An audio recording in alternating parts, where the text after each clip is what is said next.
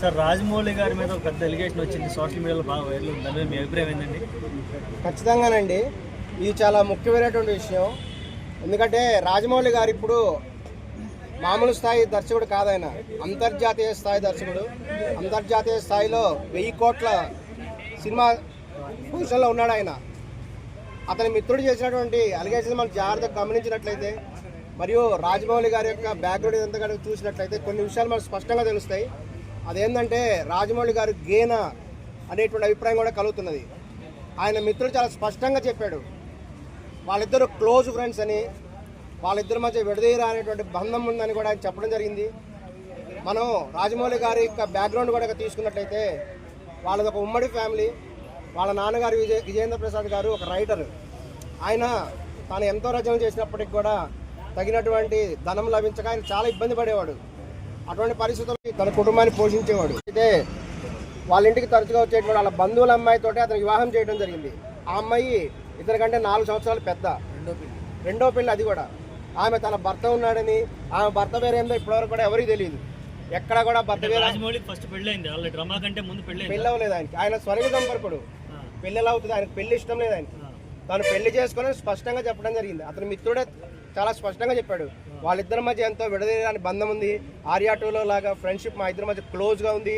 అంటే ఇద్దరు మగవాళ్ళు జరిగిన సంభాషణ చెప్తారా మీరు? రాజమౌళికి వాళ్ళ ఫ్రెండ్ వాళ్ళ అబ్బాయి ఉప్పలపాటి అతను వీడియో రిలీజ్ చేశాడు కదా,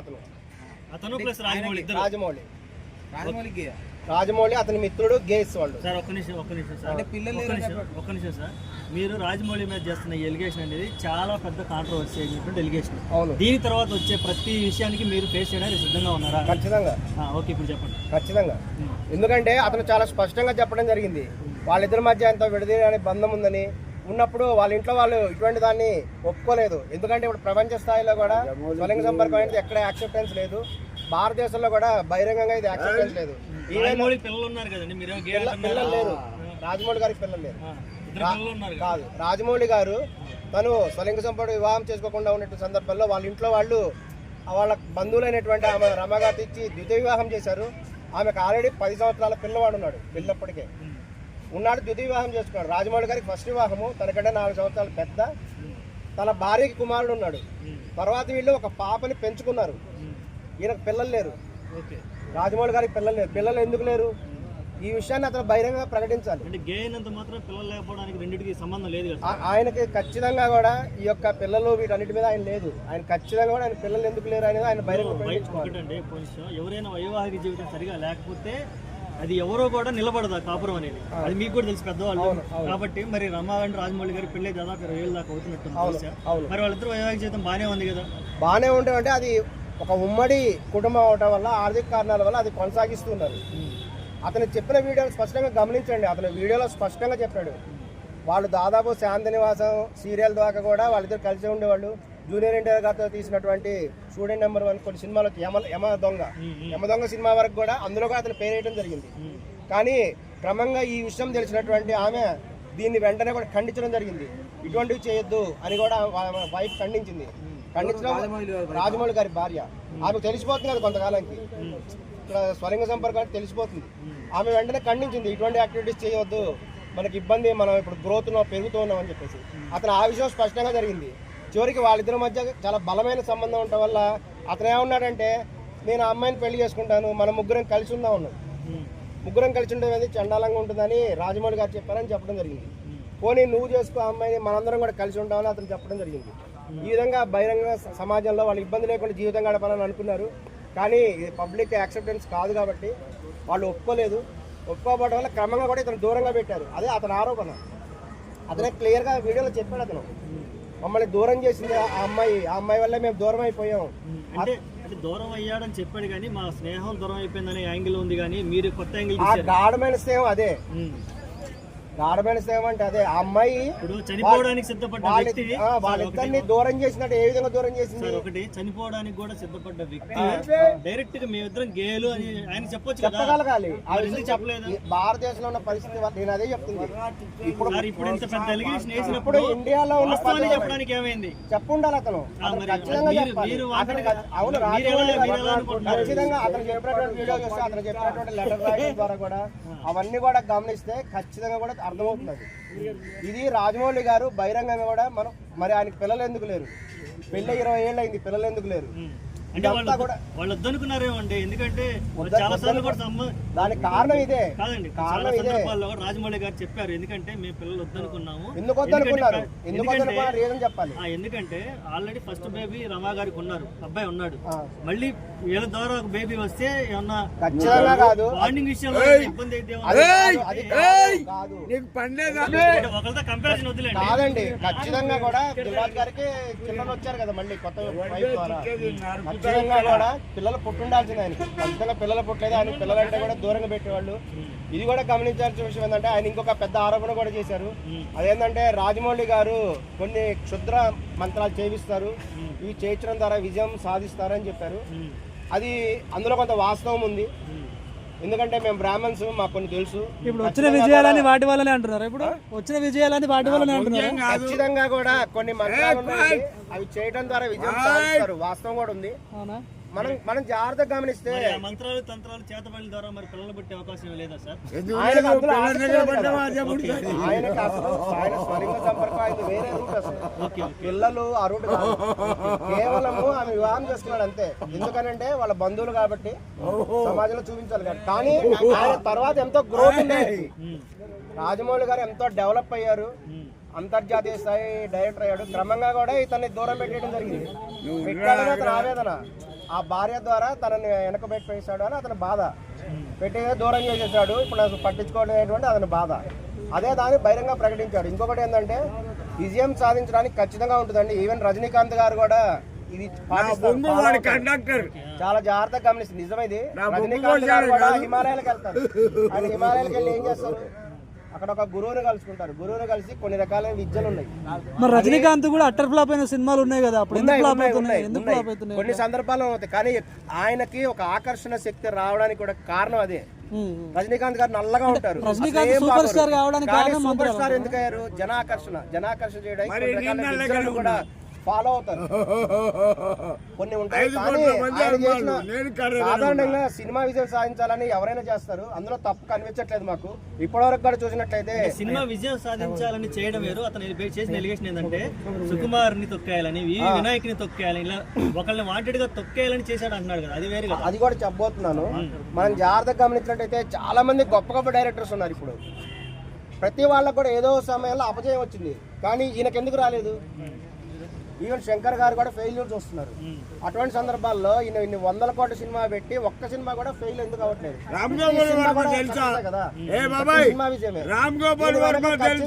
కేంద్రీయ శక్తులటువంటి ఉంది, ఉండుండొచ్చు, మంచిదే. దాని గురించి మేమేం ఖండించడం లేదు, మంచిదే.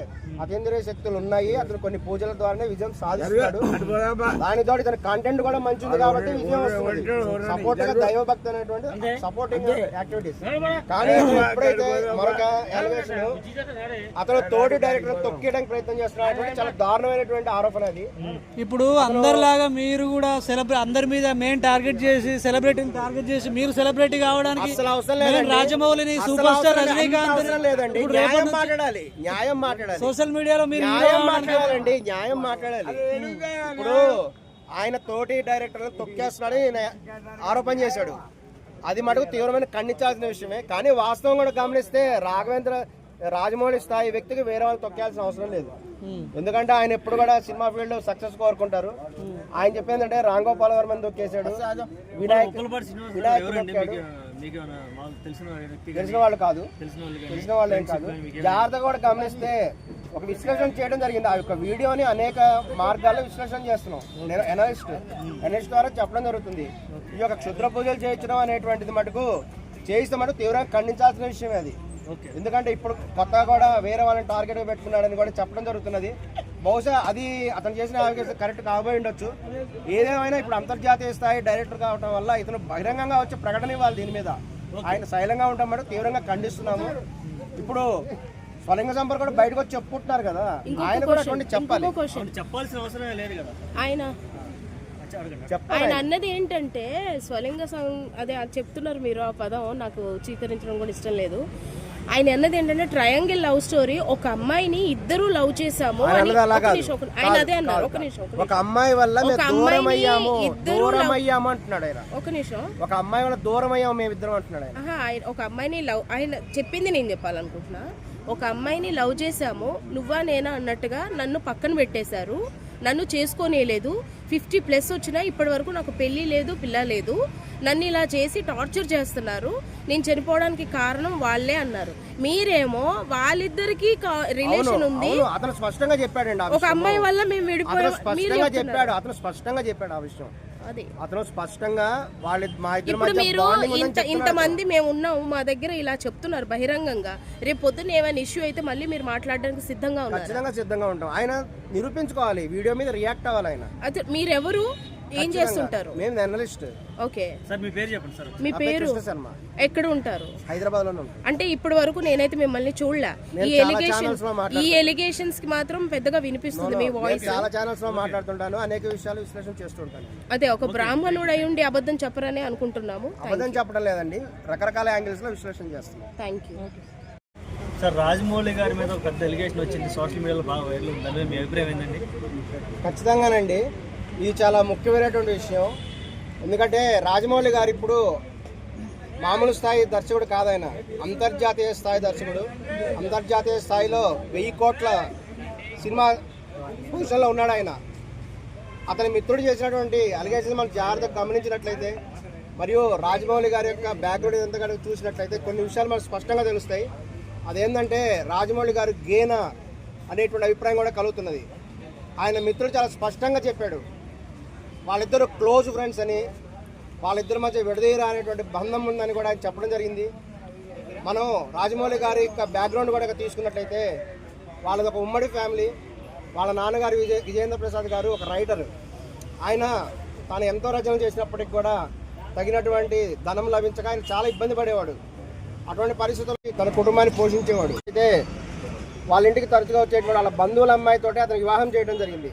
ఆ అమ్మాయి ఇతనికంటే 4 సంవత్సరాలు పెద్ద, రెండో పెళ్లి. అది కూడా ఆమె తన భర్త ఉన్నాడని, ఆమె భర్త పేరేందో ఇప్పటివరకు కూడా ఎవరికి తెలియదు. ఎక్కడ కూడా భర్త పేరు పెళ్ళి అవ్వలేదు ఆయనకి. ఆయన స్వర్గ సంపర్కుడు, పెళ్ళి ఎలా అవుతుంది? ఆయనకు పెళ్లి ఇష్టం లేదు ఆయనకి. తను పెళ్లి చేసుకుని స్పష్టంగా చెప్పడం జరిగింది. అతని మిత్రుడే చాలా స్పష్టంగా చెప్పాడు, వాళ్ళిద్దరి మధ్య ఎంతో విడదీయని బంధం ఉంది. ఆర్యా 2లో లాగా ఫ్రెండ్షిప్ మా ఇద్దరి మధ్య క్లోజ్ గా ఉంది. అంటే ఇద్దరు మగవాళ్ళు జరిగిన సంభాషణ చెప్తారా మీరు? రాజమౌళికి వాళ్ళ ఫ్రెండ్ వాళ్ళ అబ్బాయి ఉప్పలపాటి అతను వీడియో రిలీజ్ చేశాడు కదా, రాజమౌళి అతని మిత్రుడు గేస్ వాళ్ళు. సార్ ఒక్క నిమిషం సార్. మీరు రాజమౌళి మీద చేస్తున్న ఎలిగేషన్ అనేది చాలా పెద్ద కాంట్రవర్సీ అయినటువంటి ఎలిగేషన్. దీని తర్వాత వచ్చే ప్రతి విషయానికి మీరు ఫేస్ చేయడానికి సిద్ధంగా ఉన్నారా? ఖచ్చితంగా. ఓకే, ఇప్పుడు చెప్పండి. ఖచ్చితంగా. ఎందుకంటే అతను చాలా స్పష్టంగా చెప్పడం జరిగింది, వాళ్ళిద్దరి మధ్య ఎంతో విడదీయని బంధం ఉందని. ఉన్నప్పుడు వాళ్ళ ఇంట్లో వాళ్ళు ఇటువంటి దాన్ని ఒప్పుకోలేదు. ఎందుకంటే ఇప్పుడు ప్రపంచ స్థాయిలో కూడా స్వలింగ సంపర్కం అనేది ఎక్కడ యాక్సెప్టెన్స్ లేదు.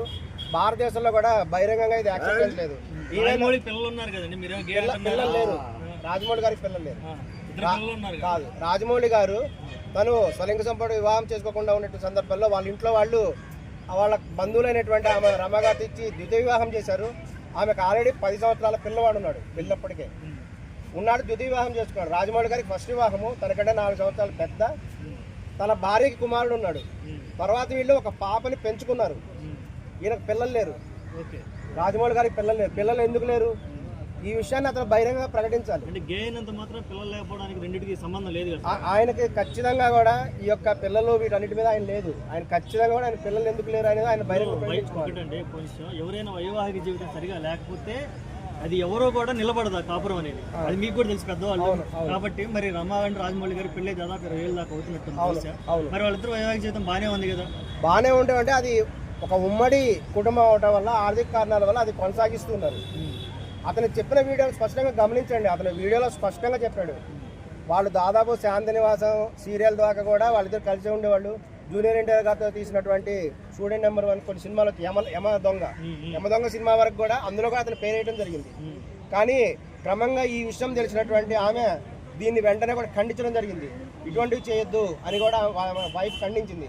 ఖండించడం రాజమౌళి గారి భార్య, ఆమెకు తెలిసిపోతుంది కదా కొంతకాలానికి ఇక్కడ స్వలింగ సంపర్కాలు తెలిసిపోతుంది. ఆమె వెంటనే ఖండించింది, ఇటువంటి యాక్టివిటీస్ చేయవద్దు, మనకి ఇబ్బంది, మనం ఇప్పుడు గ్రోత్లో పెరుగుతూ ఉన్నాం అని చెప్పేసి. అతను ఆ విషయం స్పష్టంగా జరిగింది. చివరికి వాళ్ళిద్దరి మధ్య చాలా బలమైన సంబంధం ఉండటం వల్ల అతను ఏమన్నాడంటే, నేను ఆ అమ్మాయిని పెళ్లి చేసుకుంటాను, మనం ముగ్గురం కలిసి ఉందాం అన్నాడు. ముగ్గురం కలిసి ఉండడం అనేది చండాలంగా ఉంటుందని రాజమౌళి గారు చెప్పారని చెప్పడం జరిగింది. పోనీ నువ్వు చేసుకో ఆ అమ్మాయిని, మనందరం కూడా కలిసి ఉంటామని అతను చెప్పడం జరిగింది. ఈ విధంగా బహిరంగ సమాజంలో వాళ్ళు ఇబ్బంది లేకుండా జీవితం గడపాలని అనుకున్నారు. కానీ ఇది పబ్లిక్ యాక్సెప్టెన్స్ కాదు కాబట్టి వాళ్ళు ఒప్పుకోలేదు. ఒప్పుకోవడం వల్ల క్రమంగా కూడా ఇతను దూరంగా పెట్టారు. అదే అతని ఆరోపణ. అతనే క్లియర్గా వీడియోలో చెప్పాడు, అతను మమ్మల్ని దూరం చేసింది ఆ అమ్మాయి వల్ల మేము దూరం అయిపోయాం. అంటే దూరం అయ్యాడని చెప్పాడు, కానీ మా స్నేహం దూరం అయిపోయిందనే యాంగిల్ ఉంది, కానీ మీరు కొత్త యాంగిల్. ఆ గాఢమైన స్నేహం అదే, గాఢమైన స్నేహం అంటే అదే. ఆ అమ్మాయి చనిపోవడానికి సిద్ధపడ్డ వ్యక్తి వాళ్ళిద్దరిని దూరం చేసినట్టు ఏ విధంగా దూరం చేసింది? ఒకటి చనిపోవడానికి కూడా సిద్ధపడ్డ వ్యక్తి డైరెక్ట్ గా మేమిద్దరం గేలు అని ఆయన చెప్పొచ్చు, చెప్పగలగాలి. చెప్పలేదు. భారతదేశంలో ఉన్న పరిస్థితి నేను అదే చెప్తుంది. ఇప్పుడు ఇంత పెద్ద ఎలిగేషన్ వేసినప్పుడు ఇండియాలో ఉన్న చెప్పడానికి ఏమైంది చెప్పుండాలి. అతను ఖచ్చితంగా చెప్పాలి. అవును, ఖచ్చితంగా అతను చెప్పినటువంటి వీడియో చూస్తే, అతను చెప్పినటువంటి లెటర్ రాయడం ద్వారా కూడా అవన్నీ కూడా గమనిస్తే ఖచ్చితంగా కూడా అర్థమవుతుంది. ఇది రాజమౌళి గారు బహిరంగంగా కూడా మరి ఆయనకి పిల్లలు ఎందుకు లేరు, పెళ్ళి 20 ఏళ్ళు అయింది, పిల్లలు ఎందుకు లేరు? అంటే వాళ్ళు వద్దనుకున్నారేమండి, ఎందుకంటే చాలా సార్లు కూడా దానికి కారణం ఇదే. కాదండి, చాలా సందర్భాల్లో రాజమౌళి గారు చెప్పారు, ఎందుకంటే మేము పిల్లలు వద్దనుకున్నాము. ఎందుకు వద్దనుకున్నారు? రీజన్ చెప్పాలి. ఎందుకంటే ఆల్రెడీ ఫస్ట్ బేబీ రమా గారికి ఉన్నారు, అబ్బాయి ఉన్నాడు. మళ్ళీ వీళ్ళ ద్వారా ఒక బేబీ వస్తే ఏమన్నా ఖచ్చితంగా కాదు, బాండింగ్ విషయంలో ఇబ్బంది అయితే ఒకరితో కంపారిజన్ వదిలేండి. కాదండి, ఖచ్చితంగా కూడా దిల్రాజు గారికి పిల్లలు వచ్చారు కదా మళ్ళీ కొత్త వైఫ్ ద్వారా. ఖచ్చితంగా కూడా పిల్లలు పుట్టుండాల్సింది ఆయనకి. ఖచ్చితంగా పిల్లలు పుట్టలేదు, ఆయన పిల్లలంటే కూడా దూరంగా పెట్టేవాళ్ళు. ఇది కూడా గమనించాల్సిన విషయం ఏంటంటే, ఆయన ఇంకొక పెద్ద ఆరోపణ కూడా చేశారు. అదేంటంటే రాజమౌళి గారు కొన్ని క్షుద్ర మంత్రాలు చేయిస్తారు, ఇవి చేయించడం ద్వారా విజయం సాధిస్తారని చెప్పారు. అది అందులో కొంత వాస్తవం ఉంది. ఎందుకంటే మేము బ్రాహ్మణ్స్, మాకు కొన్ని తెలుసు. ఇప్పుడు వచ్చిన విజయాలని వాటి వల్లనే అంటున్నారు. ఇప్పుడు వచ్చిన విజయాలని వాటి వల్లనే అంటున్నారు. ఖచ్చితంగా కూడా కొన్ని మంత్రాలు ఉన్నాయి, అవి చేయడం ద్వారా విజయం సాధిస్తారు, వాస్తవం కూడా ఉంది. మనం జాగ్రత్తగా గమనిస్తే మంత్రాలు తంత్రాలు చేతబడి ద్వారా మరి పిల్లలు పుట్టే అవకాశం లేదా సార్? ఆయనకు అసలు ఆయన స్వలింగ సంపర్కం ఆయన వేరే రూట్. అసలు పిల్లలు ఆ రూట్ కాదు, కేవలము ఆమె వివాహం చేసుకున్నాడు అంతే. ఎందుకనంటే వాళ్ళ బంధువులు కాబట్టి సమాజంలో చూపించాలి కాబట్టి. కానీ ఆయన తర్వాత ఎంతో గ్రోత్ ఉంది. రాజమౌళి గారు ఎంతో డెవలప్ అయ్యారు, అంతర్జాతీయ స్థాయి డైరెక్టర్ అయ్యాడు. క్రమంగా కూడా ఇతన్ని దూరం పెట్టడం జరిగింది. పెట్టాలని అతని ఆవేదన, ఆ భార్య ద్వారా తనని వెనకబెట్టేసాడు అని అతని బాధ. పెట్టి దూరం చేసేసాడు, ఇప్పుడు అసలు పట్టించుకోవడం అతని బాధ. అదే దాన్ని బహిరంగ ప్రకటించాడు. ఇంకొకటి ఏంటంటే, విజయం సాధించడానికి ఖచ్చితంగా ఉంటుందండి. ఈవెన్ రజనీకాంత్ గారు కూడా ఇది చాలా జాగ్రత్తగా గమనిస్తుంది. నిజమైంది. రజనీకాంత్ గారు కూడా హిమాలయాలకు వెళ్తారు. ఆయన హిమాలయాలకు వెళ్ళి ఏం చేస్తారు, అక్కడ ఒక గురువుని కలుసుకుంటారు. గురువుని కలిసి కొన్ని రకాలైన విద్యలు ఉన్నాయి. మరి రజనీకాంత్ కూడా అట్టర్ ఫ్లాప్ అయిన సినిమాలు ఉన్నాయి కదా, కొన్ని సందర్భాలు అవుతాయి. కానీ ఆయనకి ఒక ఆకర్షణ శక్తి రావడానికి కూడా కారణం అదే. రజనీకాంత్ గారు నల్లగా ఉంటారు, సూపర్ స్టార్ సూపర్ స్టార్ ఎందుకు అయ్యారు? జనాకర్షణ చేయడానికి కూడా ఫాలో అవుతారు. కొన్ని ఉంటాయి. సాధారణంగా సినిమా విజయం సాధించాలని ఎవరైనా చేస్తారు, అందులో తప్పు కనిపించట్లేదు మాకు. ఇప్పటివరకు కూడా చూసినట్లయితే సినిమా విజయం సాధించాలని చేయడం వేరు. అతను చేసిన ఎలిగేషన్ ఏంటంటే సుకుమార్ ని తొక్కేయాలని, వినాయకుని తొక్కేయాలని, ఇలా ఒకళ్ళని వాంటెడ్ గా తొక్కేయాలని చేశాడు అంటున్నాడు కదా, అది వేరు కదా. అది కూడా చెప్పబోతున్నాను.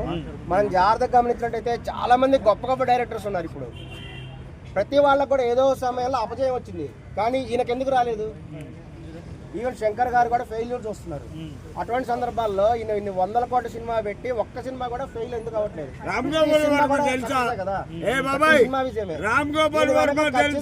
కేంద్రీయ శక్తులటువంటి ఉంది, ఉండుండొచ్చు, మంచిదే. దాని గురించి మేమే ఖండించడం లేదు, మంచిదే. అకేంద్రీయ శక్తులు ఉన్నాయి, అతను కొన్ని పూజల ద్వారానే విజయం సాధిస్తాడు. దానితో ఇతని కంటెంట్ కూడా మంచిది కాబట్టి విజయం వస్తుంది. సపోర్ట్ గా దైవభక్తి అనేటువంటి సపోర్టింగ్ యాక్టివిటీస్. కానీ ఎప్పుడైతే మరొక ఎలివేషన్ అతను తోటి డైరెక్టర్ తొక్కేయడానికి ప్రయత్నం చేస్తున్నాడు, చాలా దారుణమైనటువంటి ఆరోపణ అది. ఇప్పుడు అందరిలాగా మీరు కూడా అందరి మీద మెయిన్ టార్గెట్ చేసి సెలబ్రిటీని టార్గెట్ చేసి మీరు సెలబ్రిటీ కావడానికి అసలు అవసరం లేదండి. రాజమౌళిని సూపర్ స్టార్ రజనీకాంత్ అవసరం లేదండి. న్యాయం మాట్లాడాలి, న్యాయం మాట్లాడాలి. సోషల్ మీడియాలో మీరు న్యాయం మాట్లాడాలండి, న్యాయం మాట్లాడాలి. ఇప్పుడు ఆయన తోటి డైరెక్టర్ తొక్కేస్తున్నాడని ఈయన ఆరోపణ చేశాడు. అది మటుకు తీవ్రమైన ఖండించాల్సిన విషయమే. కానీ వాస్తవం కూడా గమనిస్తే రాజమౌళి స్థాయి వ్యక్తికి వేరే వాళ్ళు తొక్కాల్సిన అవసరం లేదు. ఎందుకంటే ఆయన ఎప్పుడు కూడా సినిమా ఫీల్డ్ సక్సెస్ కోరుకుంటారు. ఆయన చెప్పేది అంటే రామ్ గోపాల్ వర్మని తొక్కేశాడు, తెలిసిన వాళ్ళు కాదు, తెలిసిన వాళ్ళు ఏం కాదు. జాగ్రత్తగా కూడా గమనిస్తే ఒక విశ్లేషణ చేయడం జరిగింది. ఆ యొక్క వీడియోని అనేక మార్గాల్లో విశ్లేషణ చేస్తున్నాం. నేను ఎనలిస్ట్ ద్వారా చెప్పడం జరుగుతుంది. ఈ యొక్క క్షుద్ర పూజలు చేయించడం అనేటువంటిది మటుకు చేయిస్తే మటుకు తీవ్రంగా ఖండించాల్సిన విషయమే అది. ఎందుకంటే ఇప్పుడు కొత్తగా కూడా వేరే వాళ్ళని టార్గెట్ పెట్టుకున్నాడని కూడా చెప్పడం జరుగుతున్నది. బహుశా అది అతను చేసిన అలిగేషన్ కరెక్ట్ కాబోయి ఉండొచ్చు. ఏదేమైనా ఇప్పుడు అంతర్జాతీయ స్థాయి డైరెక్టర్ కావడం వల్ల ఇతను బహిరంగంగా వచ్చి ప్రకటన ఇవ్వాలి దీని మీద. ఆయన శైలంగా ఉండడం మటుకు తీవ్రంగా ఖండిస్తున్నాము. ఇప్పుడు స్వలింగ సంపర్ కూడా బయటకు వచ్చి చెప్పుకుంటున్నారు కదా, ఆయన కూడా అటువంటి చెప్పాల్సిన అవసరమే లేదు కదా. ఆయన అన్నది ఏంటంటే స్వలింగ అదే చెప్తున్నారు మీరు, ఆ పదం నాకు చీకరించడం కూడా ఇష్టం లేదు. ఆయన అన్నది ఏంటంటే ట్రయాంగిల్ లవ్ స్టోరీ, ఒక అమ్మాయిని ఇద్దరు లవ్ చేసాము ఆయన అదే అన్నారు. ఒక నిమిషం, ఒక అమ్మాయి వల్ల దూరం అయ్యాము అంటున్నాడు ఆయన. ఒక నిమిషం, ఒక అమ్మాయి వల్ల దూరం అయ్యాము మేమిద్దరం అంటున్నాడు ఆయన. ఒక అమ్మాయిని లవ్, ఆయన చెప్పింది నేను చెప్పాలనుకుంటున్నా. ఒక అమ్మాయిని లవ్ చేసాము, నువ్వా నేనా అన్నట్టుగా నన్ను పక్కన పెట్టేశారు, నన్ను చేసుకోనేలేదు. 50+ వచ్చినా ఇప్పటి వరకు నాకు పెళ్లి లేదు, పిల్ల లేదు. నన్ను ఇలా చేసి టార్చర్ చేస్తున్నారు, నేను చనిపోవడానికి కారణం వాళ్ళే అన్నారు. మీరేమో వాళ్ళిద్దరికి రిలేషన్ ఉంది, అతను స్పష్టంగా చెప్పాడండి. ఒక అమ్మాయి వల్ల మేము విడిపోయాం అతను స్పష్టంగా చెప్పాడు ఆ విషయం. అతను స్పష్టంగా ఇప్పుడు మీరు ఇంతమంది మేము ఉన్నాము, మా దగ్గర ఇలా చెప్తున్నారు బహిరంగంగా. రేపు పొద్దున్న ఏమైనా ఇష్యూ అయితే మళ్ళీ మీరు మాట్లాడడానికి సిద్ధంగా ఉన్నారు? ఖచ్చితంగా సిద్ధంగా ఉంటాం. ఆయన నిరూపించుకోవాలి, వీడియో మీద రియాక్ట్ అవ్వాలి ఆయన. అదే మీరెవరు, ఏం చేస్తుంటారు? మేము జర్నలిస్ట్. ఓకే సార్, మీ పేరు చెప్పండి సార్. మీ పేరు, ఎక్కడ ఉంటారు? హైదరాబాద్ లో. అంటే ఇప్పటి వరకు నేనైతే మిమ్మల్ని చూడలే. ఈ ఎలిగేషన్స్ కి మాత్రం పెద్దగా వినిపిస్తుంది మీ వాయిస్. చాలా ఛానల్స్ లో మాట్లాడుతుంటాను, అనేక విషయాలు విశ్లేషణ చేస్తుంటాను. అదే ఒక బ్రాహ్మణుడు అయి ఉండి అబద్ధం చెప్పరని అనుకుంటున్నాము. అబద్ధం చెప్పడం లేదండి, రకరకాల యాంగిల్స్ లో విశ్లేషణ చేస్తున్నాం. Thank you.